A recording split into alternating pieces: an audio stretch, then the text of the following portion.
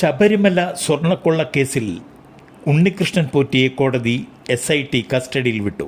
October 30 വരെ 14 ദിവസത്തേക്കാണ് custody അനുവദിച്ചിരിക്കുന്നത്. എന്നെ കുടുക്കിയവർ നിയമത്തിന് മുന്നിൽ വരുമെന്ന് കോടതിയിൽ നിന്ന് പുറത്തേക്ക് കൊണ്ടുപോകുമ്പോൾ ഉണ്ണികൃഷ്ണൻ പോറ്റി മാധ്യമങ്ങളോട് പറഞ്ഞു.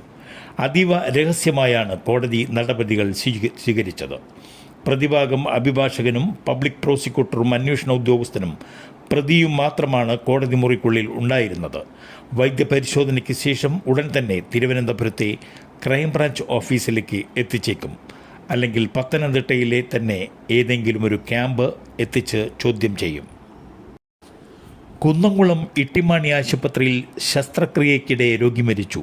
വെള്ളറക്കാട് ചിറമ്മനേങ്ങാട് പുളംതറയ്ക്കൽ വീട്ടിൽ ഇല്യാസ് മുഹമ്മദാണ് മരിച്ചത്. ഹെർണിയ ശസ്ത്രക്രിയയ്ക്കിടെയാണ് മരണം. ഗുരുതര ചികിത്സാ പിഴവെന്ന് ബന്ധുക്കൾ ആരോപിച്ചു. തനിക്ക് അബദ്ധം പറ്റിയെന്ന് ഡോക്ടർ സമ്മതിച്ചു. വ്യാഴാഴ്ച വൈകിട്ടായിരുന്നു ശസ്ത്രക്രിയ നടത്തിയത്. ഇന്നലെ ഉച്ചയ്ക്ക് 3:30യോടെയാണ് ഇല്യാസ് ആശുപത്രിയിലേക്ക് എത്തിച്ചത്. വൈകിട്ട് ഹെർണിയ ശസ്ത്രക്രിയയ്ക്ക് വിധേയനാക്കി. ശേഷം രാത്രി 8:30യോടെ മരണപ്പെട്ടു. വിവരമറിഞ്ഞ് രാത്രി ആശുപത്രിയിൽ തടിച്ചുകൂടിയ ഇല്യാസിൻ്റെ സുഹൃത്തുക്കളും നാട്ടുകാരും നടത്തിയ പ്രതിഷേധം സംഘർഷത്തിൽ കലാശിക്കുകയായിരുന്നു. ശ്വാസതടസ്സമാണ് മരണത്തിന് കാരണമെന്ന് ആശുപത്രി അധികൃതർ പറയുന്നത്. അടിയന്തരമായി ശസ്ത്രക്രിയ നടത്തേണ്ട സാഹചര്യം ഉണ്ടായിരുന്നില്ലെന്നും അനസ്തേഷ്യ നൽകുന്നതിൽ പിഴവുണ്ടായിട്ടുണ്ടെന്നും ആരോപിച്ച് ബന്ധുക്കൾ പോലീസിലും ആരോഗ്യവകുപ്പിലും പരാതി നൽകുമെന്ന് പറഞ്ഞു. തുലാവർഷമെത്തിയതിന് പിന്നാലെ സംസ്ഥാനത്ത് അതിശക്തമായ മഴ തുടരുന്നു. ഇന്ന് 10 ജില്ലകളിൽ യെല്ലോ അലർട്ട് പ്രഖ്യാപിച്ചിരിക്കുകയാണ്. തിരുവനന്തപുരം, കൊല്ലം, പത്തനംതിട്ട, ആലപ്പുഴ, ഇടുക്കി, കോട്ടയം, എറണാകുളം, തൃശൂർ, മലപ്പുറം, കോഴിക്കോട് ജില്ലകളിലാണ് യെല്ലോ അലർട്ട്.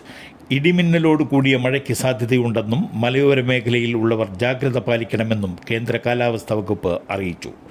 21-ാം തീയതി വരെ കേരള തീരത്ത് മത്സ്യബന്ധനത്തിന് വിലക്കേർപ്പെടുത്തിയിട്ടുണ്ട്. നാളെ പത്തനംതിട്ട, കോട്ടയം, ഇടുക്കി, കോഴിക്കോട്, പാലക്കാട്, തൃശൂർ, എറണാകുളം, വയനാട് ജില്ലകളിലും യെല്ലോ അലർട്ട് പ്രഖ്യാപിച്ചിട്ടുണ്ട്.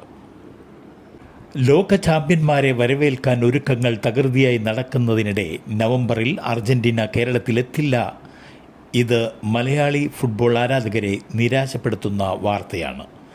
അർജന്റീന ഫുട്ബോൾ അസോസിയേഷൻ AFA വൃത്തങ്ങളെ ഉദ്ധരിച്ച് അർജന്റീനയിലെ ദിനപത്രമായ ദി നേഷനാണ് ഈ വിവരം പുറത്തുവിട്ടത്.